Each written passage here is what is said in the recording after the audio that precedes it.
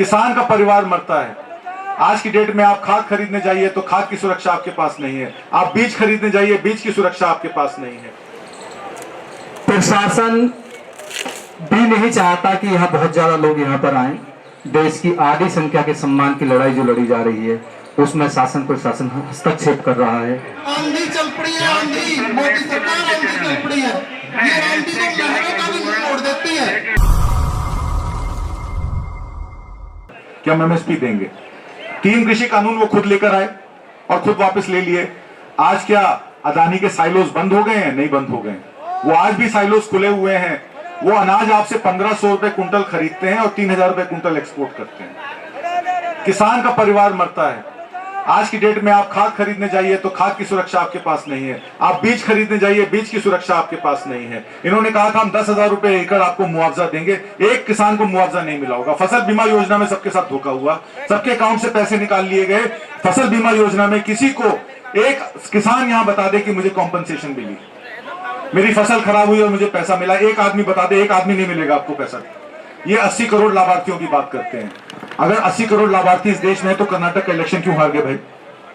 कर्नाटक में क्या लाभार्थी नहीं थे? वहां क्या वहां उनको राशन नहीं फ्री में मिलता था? ये फ्री राशन की इन्होंने एक नई कौम खड़ी की, एक नई कौम इजाद की है। एक सोशल जस्टिस फॉर्मूला लेके आए हैं जिसमें किसान मजदूरों का मेरे को एक साइड कर दो और फ्री का राशन बांटो और वोट लो। वोट किससे मिलता है? ईवीएम से मिलता है।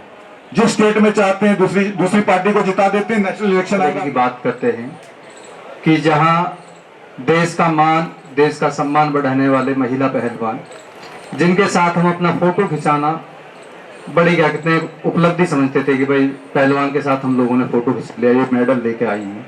आज जब उनके सम्मान की बात आई तो सब लोग जात पात में बांटने की बात कर रहे हैं।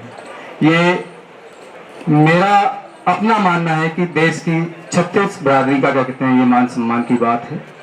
हर परिवार की लड़की की लड़ाई है ये कोई 3 या 4 पहलवानों की लड़ाई नहीं है, ये पूरे देश की लड़कियों की लड़ाई है। ये तो इन्होंने इतनी साहस किया है कि इस यौन शोषण जैसी बड़ी घटना के लिए क्या कहते हैं अपना पूरा कहते हैं कैरियर दांव पर लगा दिया। नहीं तो महिलाएं शर्म लोक लिहाज के डर से चुप घर में बैठ जाती हैं। घर वाले भी कहते हैं कि बेटा बैठ जाओ, बाहर बहुत बदनामी होंगे। तो प्रशासन भी नहीं चाहता कि यहाँ बहुत ज्यादा लोग यहाँ पर आए।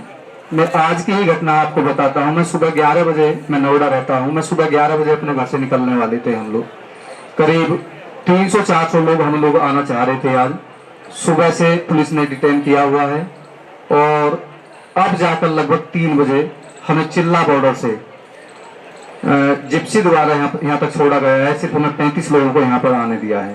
तो अपने आप में दुर्भाग्यपूर्ण बात है कि इतना बड़ा आंदोलन, देश की आधी संख्या के सम्मान की लड़ाई जो लड़ी जा रही है उसमें शासन प्रशासन हस्तक्षेप कर रहा है। ये अपने आप में बहुत कहते हैं जघन्य अपराध ही कर रहे हैं। मैं तो कहूँगा ये भी प्रशासन भी जघन्य अपराध कर रहा है। कम से कम इनका हौसला अफजाई करनी चाहिए कि भी देश की बेटियों ने अपने मान सम्मान के लिए लड़ा लड़ रही हैं, उनका हौसला अफजाई करें। पिछली बार जिस दिन क्या कहते हैं रात में वो घटना हुई थी, जब यहाँ पर लाठीचार्ज की घटना हुई थी, तो यहाँ पहुंचने वाला 3-4 लोगों में भी मेरी साथ था। हम लोग सुबह 9 बजे यहाँ पर आ लिए थे। तो जब हम लोग अंदर आ रहे थे तो यही की मैं बात मैं आपको बताना चाह रहा हूँ कि 2-3 महिला पुलिस वाली थी, तो वो आपस में चर्चा कर रही थी। शायद उन्होंने ध्यान नहीं दिया कि पीछे से कोई निकल के जा रहा। हम 2 लोग निकल के अंदर आ रहे थे तो एक बात कह रही थी, उस बात जो है हिलाने वाली बात है, अंदर से हिलाने वाली, कि इन पहलवानों को क्या कहते हैं शाबाशी तो मिलनी चाहिए कि कम से कम इन्होंने हिम्मत करके आवाज तो उठाई। बहुत लोग हैं इस देश में जो आवाज नहीं उठा पाते। तो मैं इनके साहस को सलाम करता हूँ। पत्रकार साथियों को भी कहना चाहूँ जो अपने पत्रकार साथी है, आज से पहले क्या एकदम 5-10 साल पहले जब हम पढ़ा करते, कोई भी अखबार के अंदर एक रिपोर्ट आ जाया करती है, कोई बात आ जाया करती और आप ये सोचा करते भाई ये बात 100 की 100 है।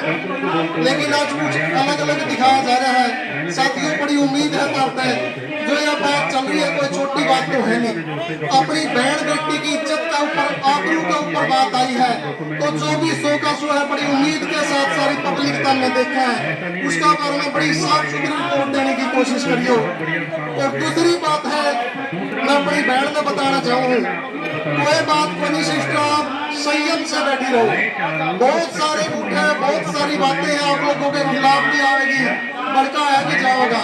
जो तानाशाही सरकार होती है ना, मजबूत सरकार नहीं होती साथियों, वो बड़ी कमजोर सरकार होती है। कमजोर सरकार ही तानाशाही करती है। जो जनार्दन के द्वारा चुनी गई सरकार होती है और लोगों की समस्याएं सुनती है, वो किसी बहन बेटियों को, किसानों को इतने लंबे टाइम से ऐसे नहीं बिठाती। हम सिर्फ और सिर्फ एक ही चीज की तो मांग कर रहे हैं, इंसाफ इंसाफ इंसाफ। अपनी बहन बेटियों के खिलाफ अगर कुछ गलत हुआ है ना, उसके खिलाफ एफआईआर दर्ज करवाने के लिए अभी इनको सुप्रीम कोर्ट जाना पड़ा। सोचने की बात है, एक छोटा सा कोई भी अपने पुलिस के अंदर एफआईआर हो जाए, दर्ज हो जाए, एक महिला अपनी दर्ज कराए हुए, सबसे पहले उसकी गिरफ्तारी करी जावे है। तो मैं यही कहना चाहता हूँ कि सिर्फ संयम से बैठी रहो, हम आपके साथ हैं। दूसरी बात सिस्टर, आपको चेतावनी देता हूँ, कोई कॉल देने की जरूरत नहीं है। हम सब अपनी बहन समझ के आपके साथ हैं। आज भी बहुत सारी संख्या में काशीराम नारायण जी के सपुत्र श्री जोगिंदर जी नान है, इनकी अध्यक्षता में सैकड़ों की संख्या में यहाँ पहुंचे हैं। और भी अपने जो किसान संगठन है वो पहुंचने का कष्ट करने लग रहे हैं, बारी बारी आने लग रहे हैं। एक भाई ने बताया है कि ये धरातल पर उतार दिया गया है, ये सच्चाई है। टोल टैक्सों पे भी कमेटी बैठी है, गांव के अंदर भी ये सब कुछ चल रहा है, आपने घबराने की जरूरत नहीं है। दूसरी बात कहते हैं कि किसी विशेष जाति की व्यक्ति है, ये विशेष जाति की विशेष माँ बाप की व्यक्ति थी, ये सही है। जब तक हमने इनको तैयार नहीं करा था, अखाड़ा में नहीं उतारा था, जब तक ये लंबे लेवल पे, स्टेट लेवल पे, नेशनल लेवल पे लड़ाई नहीं लड़ी थी, जिस दिन ये ओलंपिक खेलने लगी ना दोस्तों, उस दिन किसी एक माँ बाप की और एक वर्ग की व्यक्ति की नहीं है। जिस दिन इन्होंने तिरंगा लहराया था, उस दिन पूरे इंडिया की व्यक्ति बन गई थी दोस्तों। ये मुझे बहुत सारे सीनियर साथी है खिलाड़ियों के साथ, सभी वर्गों के साथ चलते हैं, सभी प्लेयरों के साथ, जूनियर सीनियर थी, सभी के जगह आते हैं। लेकिन थोड़ा सोचना पड़ेगा उन्होंने, वो सोच लेते हैं तो भी बेटर, नहीं सोच लेते हैं तो इन साथियों, इन बहन बेटियों के साथ खड़े हैं। हर बार, हर कदम पे, डे बाई डे, जब भी जरूरत पड़ेगी, जब भी हमें महसूस होगा, इसी तरह इस आंदोलन मानते रहेंगे। दूसरी बात रही भूषण वाली, मैं ये कहता हूँ, आंधी चल पड़ी है, आंधी, मोदी सरकार आंधी चल पड़ी है, ये आंधी को लहरों का भी मुंह मोड़ देती है। ये तो बात ही कुछ नहीं है। थोड़ा सा संयम करो, सब कुछ होगा।